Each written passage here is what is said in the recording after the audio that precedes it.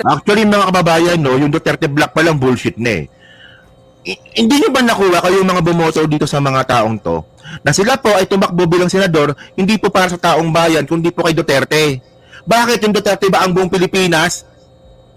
By the way, ulit lang tayo dito. Sige, kung tingnan natin, hindi naman yan yung topic natin. And the newest name being bantered around is Congressman Marcoleta. So you have, you know, and there is Mig Subiri, the former Senate President, who still has a core.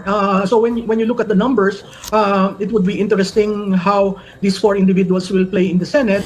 Diyos ko, tigilan mo ako. Mga kababayan, no, sa lahat po ng mga sinabi ni Malutikia, walang nakatotoo. Sa totoo lang.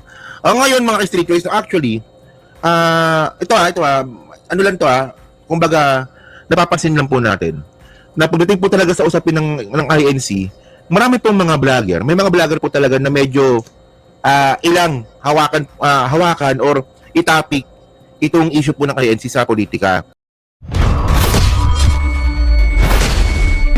Isang mapagpalang araw na naman po sa ating lahat mga kapatid, mga kababayan at mga napakaganda po ng pag-uusapan natin ngayon sapagkat isa na naman ito sa mga vlogger na pakialamero sa Iglesia ni Cristo. Pero syempre, bago ko ipakilala sa inyo, isa-shoutout ko lang yung nag-request nito.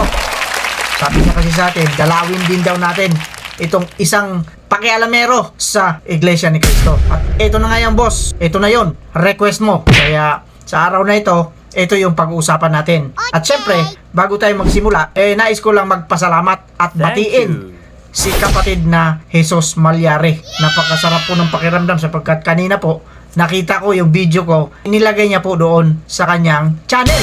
Shoutout sa iyo, kapatid na Jesus Malyari. Ito po, yung kanyang pangalan sa YouTube. Paki-suportahan din po natin siya. Isa po siyang kapatid. Sa lahat ng mga kapatid natin, mga kababayan na nanonood dito sa ating munting channel, paki-suportahan din po natin ito si kapatid na Jesus Malyari.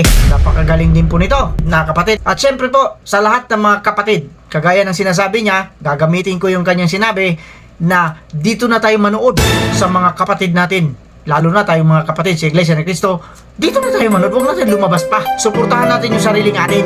Marami tayong magagaling ng mga vloggers dito. Hindi ko man sila ma-mention lahat-lahat. Nandito na po ang mga vloggers ng Iglesia ni Cristo na kayang ipagtanggol yung ating pananampalataya. Lalo na ang inyong lingkod, si Boss Rick. Nako! Huwag kayong magkamali. Marami kami.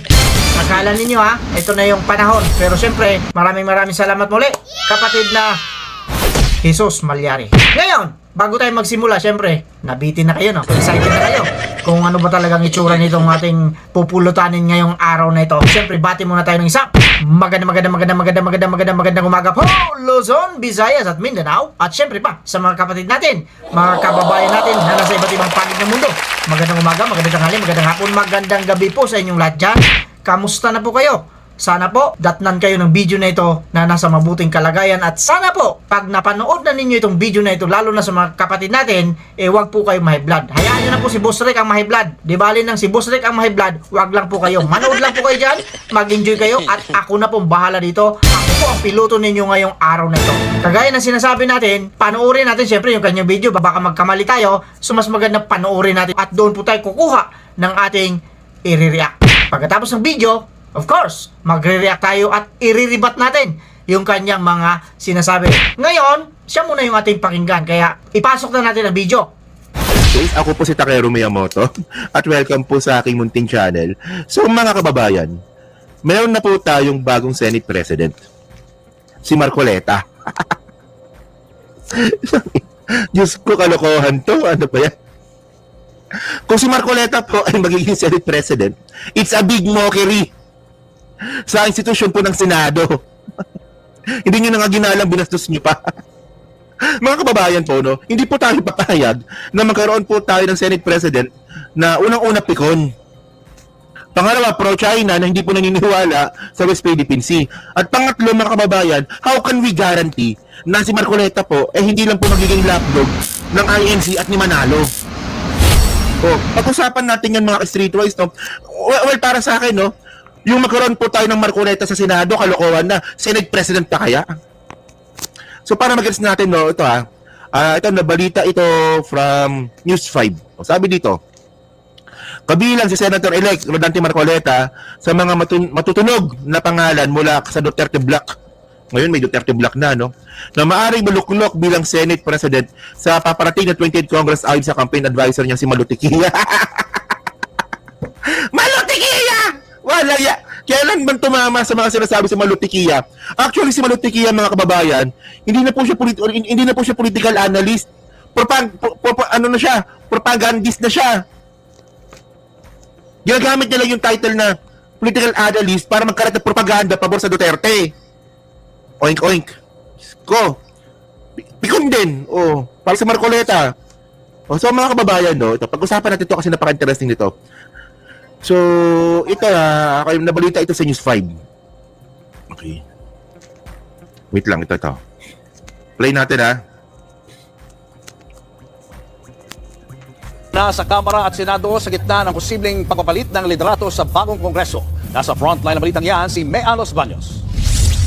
20th Congress, bagong kongreso, bagong liderato, magpupulong ang Duterte Block ng Senado para pag-usapan kung kailangan pang magpalit ng Senate President at kung sinong iboboto nila. Ayon kay Senador Bato de la Rosa, hindi pwedeng ismulin ang Duterte Block. Bukod kasi kay Bato, nariyan sina Bongo, Robin Padilla, Rodante Marcoleta at Amy Marcos. Kamakailan lang, sinabi ni incoming Senator Actually, mga kababayan, no, yung Duterte Block palang bullshit na eh. Hindi nyo ba nakuha kayong mga bumoto dito sa mga taong to? Na sila po ay tumakbo bilang senador, hindi po para sa taong bayan, kundi po kay Duterte. Bakit yung Duterte ba ang buong Pilipinas? By the way, ulit lang tayo dito. Sige, kung tingnan natin, hindi naman yan yung topic natin. Tito Soto na meron ng ilang kumakausap sa kanya para maging Senate President uli. Pero sabi ngayon ni Bato, baka hindi lang Escudero versus Soto ang naglalaban. Binanggit niya ang pangalan ni Senator Alan Peter Cayetano at Senator Mig Subiri. Nauna na rin pinalutang ng isang political analyst ng isa pang pangalan na baka maging Senate President. And the newest name being bantered around is Congressman Marcoleta. So you have, and there is Mig Subiri, the former Senate President, who still has a core.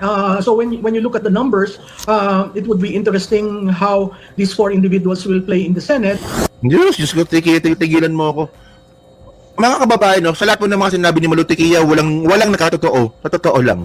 Ngayon, mga streetways, actually, ano lang to, kumbaga, napapansin lang po natin na pagdating po talaga sa usapin ng INC, marami pong mga vlogger. May mga vlogger po talaga na medyo ilang hawakan or itapik itong issue po ng INC sa politika.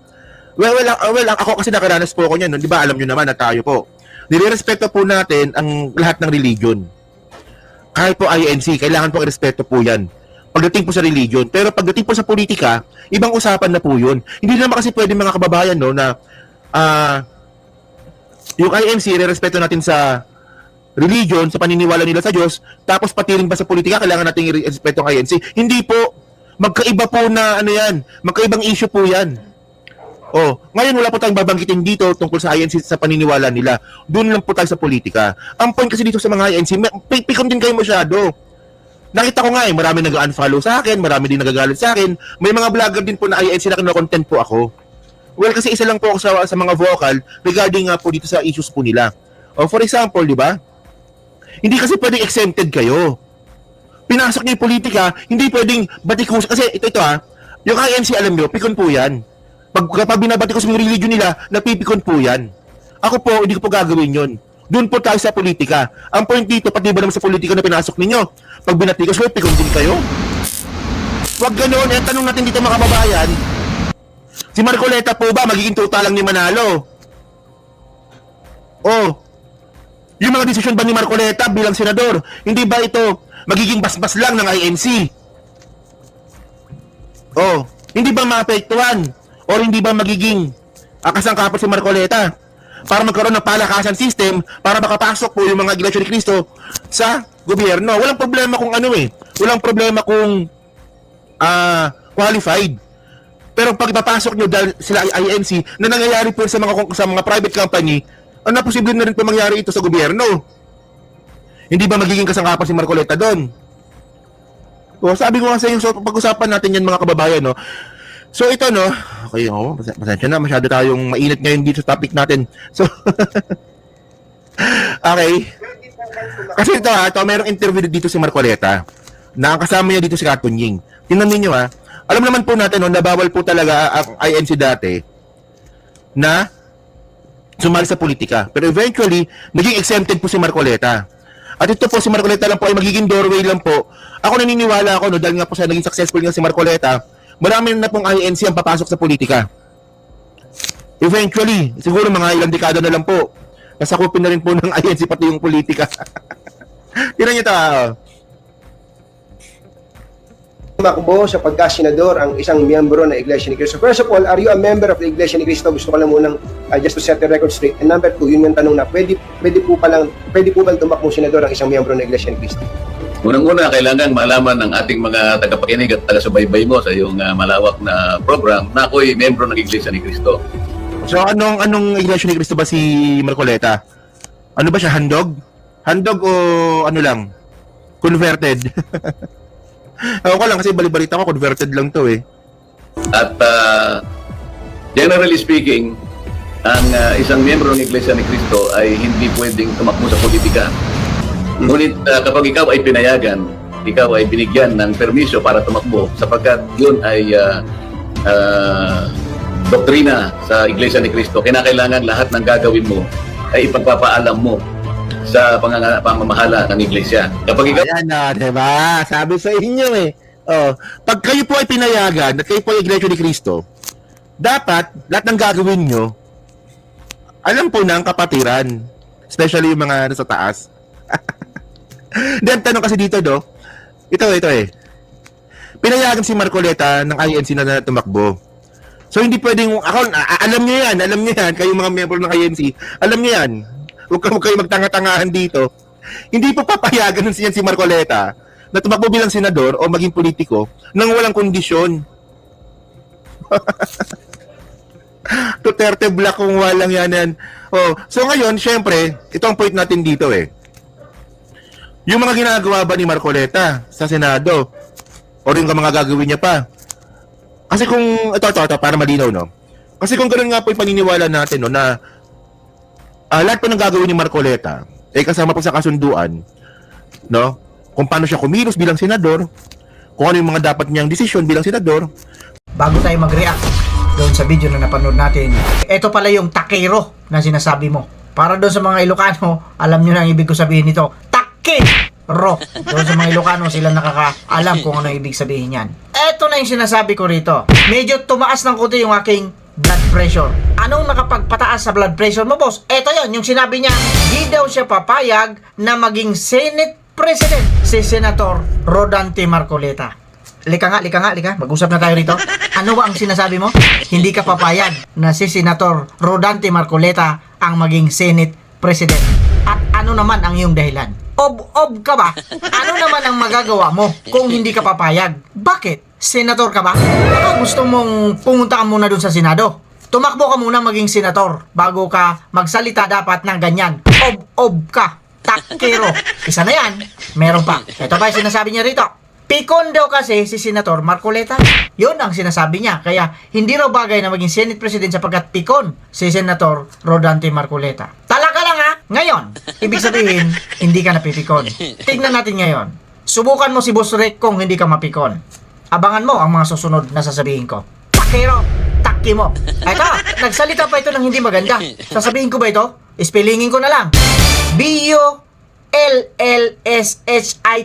Bullshit! Yun ang sabi niya. Daw ang mga Duterte Black. At nagtataka siya bakit daw mayroon na kaagad Duterte Black. Ito yung sinasabi natin dito eh. Kung ano man ang mga nangyayari ngayon sa mga tao at ipinaglalaban nila ang karapatan nila bilang taga-suporta, taga-sunod ng mga Duterte, wala ka na pakialam doon. Bakit ba kasi nakikialam ka? O ngayon, pinakialaman ka tuloy ni Boss Rick. Nakikialam ka kasi takke. Ro. Ito pa ang sinabi niya. Nire-respeto daw naman niya yung INC. Talaga lang ha, nire-respeto niya raw. Pero sa religion lang. Pag pumasok na raw sa politika, hindi niya na nire-respeto. Wala kaming pake kung hindi mo i-respeto si Senator Rodante Marcoleta. Ito, gusto mo respetuhin ka nito? O ito ang gusto mong i-respeto? Tignan natin ngayon kung hindi ka mapikon. Si Boss Rick hindi rin pikon. Kahit pikunin mo pa ako, baka ikaw pa mapikon. Okay? Ito ba? Kakasangkapanin lang daw kasi si Senator Rodante Marcoleta ng Iglesia ni Cristo. Utot mo blue. Saan mo naman nakuha yung mga marites ka? Ob ka na, maritis ka pa, may bonus ka pa, pakialamero ka. Eto, sa pananalita pa lang nito, hindi ko alam, hindi ako sigurado dito kung lalaki ba talaga ito eh. Sa pananalita pa lang nito, alam mo na yung salita. Lingwahe daw, sabi niya, lingwahe ng kalsada. Subukan natin yung lingwahe mo sa kalsada. Ang yabang mo, lingwahe ng kalsada. Baka hindi ka pa nakaranas sa tulog sa kalsada, boy. Nasubukan mo nang natulog sa mga eskinita? Naranasan mo na yon, boy? Lingwahe ng kalsada, sampaling kita eh.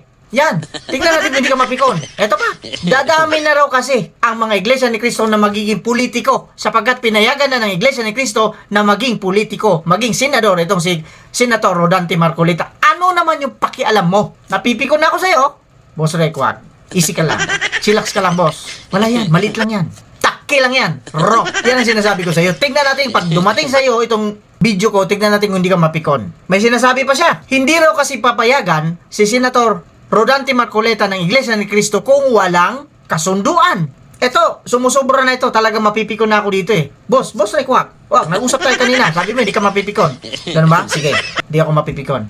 Pakalamero kang bayot ka. Bayot. Alam niyo yung bayot? Kaibigan niyo ng dugyot. Eto yun, si Takke. Patakit-takiro ka pa? Sampaling kita ng kaldero eh. Ngayon, mag-react ka. Sana mag-react. Sana makarating sa'yo ito. Antayin ninyo umabot si Boss Rek ng kahit 100,000 subscribers lang.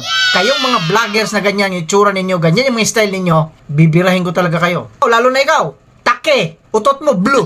Pasensya na po kayo mga kapatid, mga kababayan at mga boss. Kasi ganito si Boss Rek. Ito talaga yung Boss Rek. Kung ano yung sinasabi ng mga kumukontra, yung mga nakikialam sa atin, na wala naman sana silang pakialam, yun din po ang ibibigay ko sa inyo. Sabi niya, laro ng kalsada. Game na game ako dyan. Kahit anong laro sa kalsada. Game na game ako. Takke-ro. Sumagot ka, Takke-ro. Mag-comment ka dyan. Baka mamaya iyak ka. Walang iyakan dito.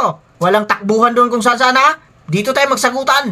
Kung gusto mo. Baka mamaya iyak ka. O magtawag ka na ng mga kasamahan mo. Baka hindi mo kaya. Baka hindi ka na makatulog. Iiyak ka na, nanginginig ka na, abangan nyo si Boss Rick.